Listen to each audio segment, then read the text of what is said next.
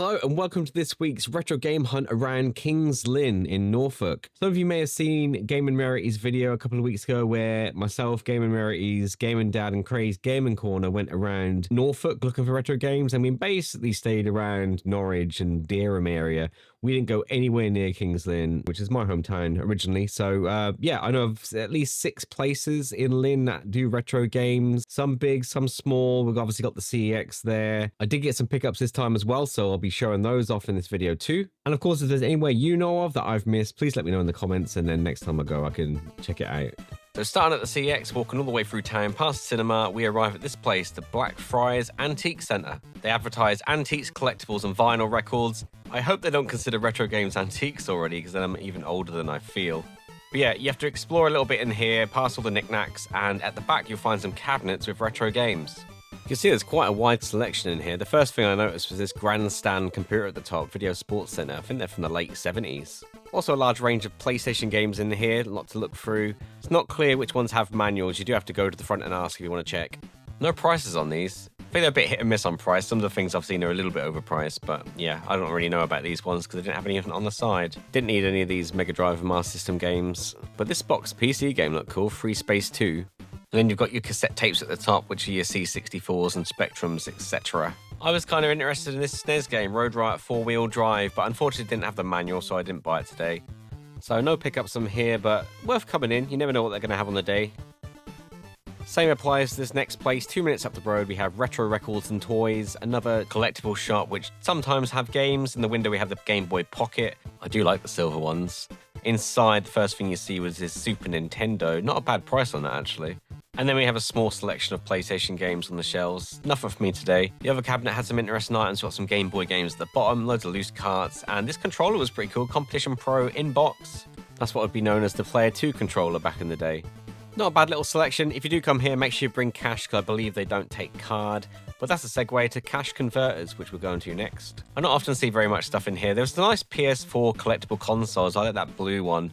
And obviously the Star Wars one at the top is cool, and there's a couple of NES games, but nothing too much. This is quite a small cash converters, to be fair. So no pickups yet, but that's probably about to change, because now going to Once Was New.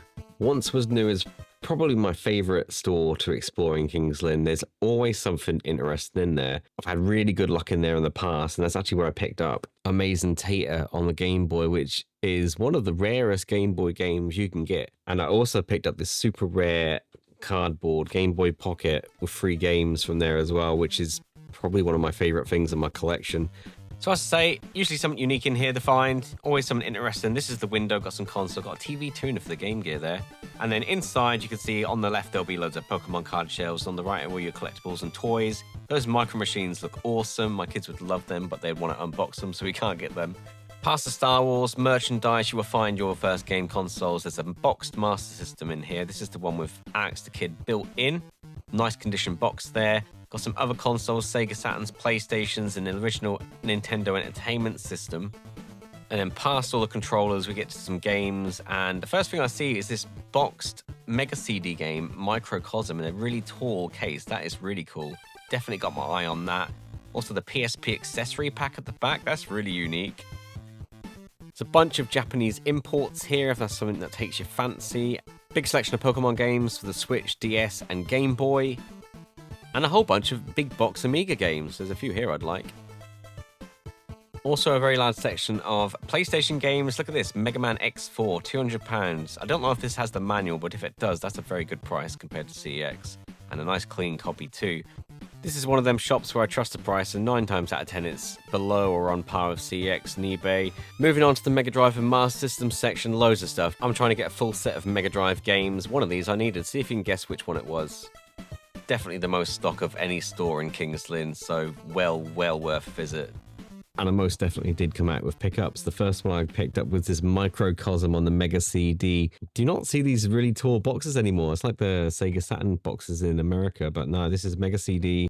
FMV/rail shooter game. Looks really cool. You're inside a human body. Made by Pygnosis. So that is a really nice one to pick up today. On the PlayStation, I just picked up Zero Divide 2. That copy of Mega Man X4 was pretty clean, but I've already got it. But yeah, this one I didn't have, Zero Divide 2, which is funnily enough, it looks like there's been between many hands because it started off in the Wisbech and March market. Then it looks like it went to Retro Retreat next door, and then it was sold in Once Was New. So yeah, I got that one as well. PS2, got MDK2 Armageddon. I'm a big fan of MDK. I used to play it on the PC only because I haven't played it before, and like there's all the hype of the remake.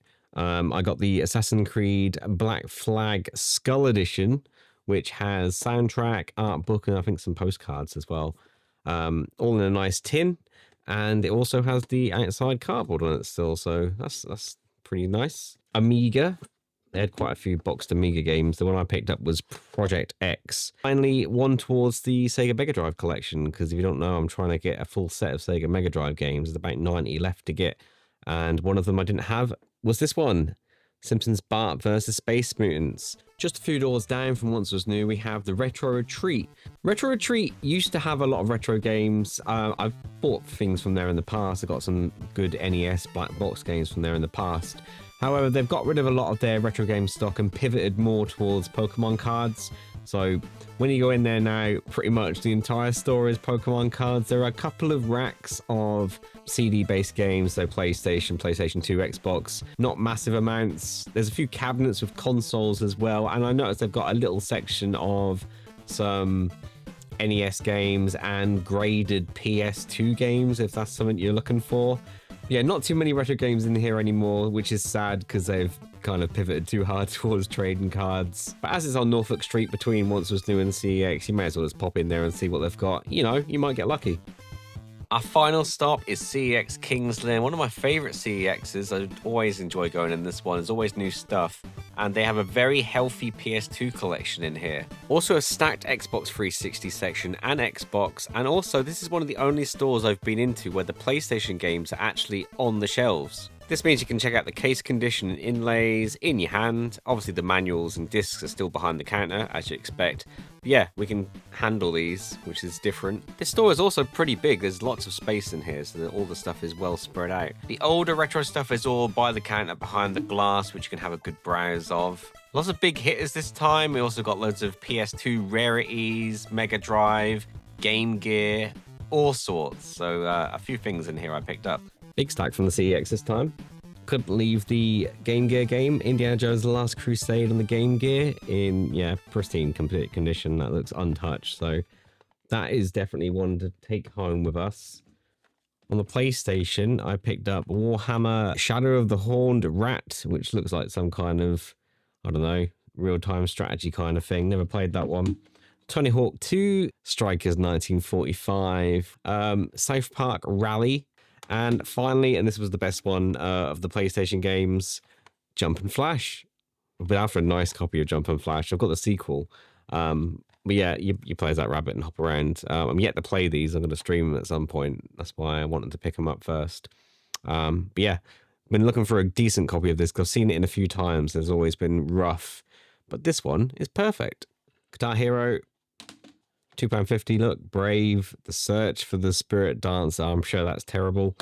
This one looks cool. Operation Genesis on the Xbox, Jurassic Park. I mean, a park builder. I'm thinking like theme park and stuff like that. But from Konami with dinosaurs. Must be good, right? And then two rarer PS2 rarities that are in today. Growlanzer and Soul Nomad. Both, I believe, are strategy RPGs. It's a genre I have not delved into very deep, but when I do, they're here. That's everything for today. Thank you so much for sticking to the end. As I said, if you know any other places in the area or in Kings Lynn that I missed, that you know have retro games, please let me know in the comments and I'll check them out in the future. I'll see you in the next one.